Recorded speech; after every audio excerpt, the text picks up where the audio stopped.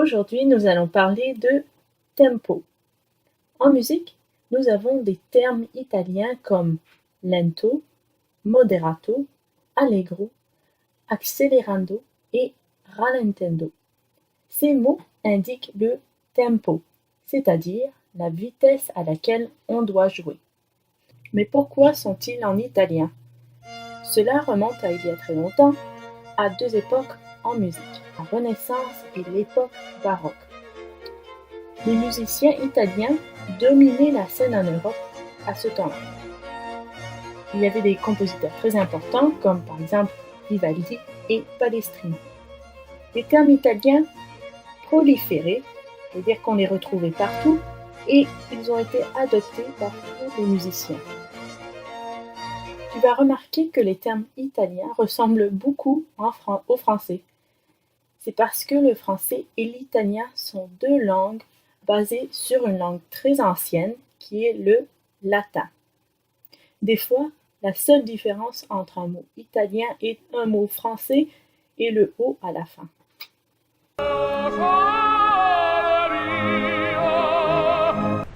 Le mot allegro en italien signifie rapide.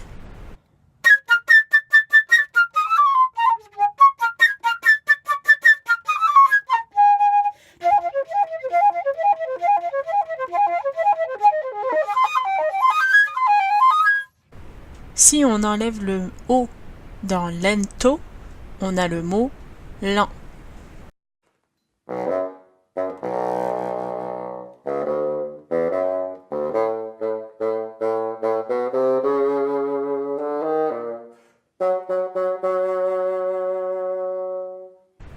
Si j'ai quelque chose de rapide et j'ai quelque chose de lent, quel terme est-ce que je peux avoir entre les deux?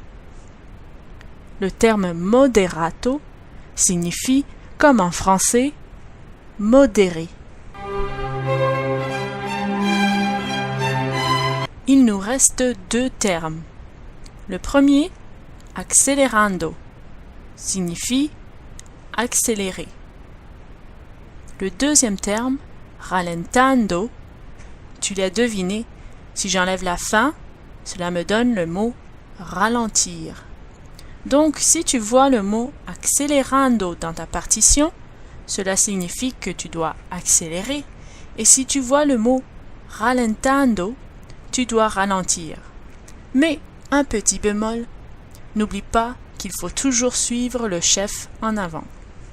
Pour terminer, tu as appris qu'il y a des termes italiens en musique qui indiquent un tempo lent, modéré, rapide, pour accélérer et pour ralentir. Tu as aussi appris que le français et l'italien sont deux langues qui se ressemblent car elles sont toutes deux dérivées du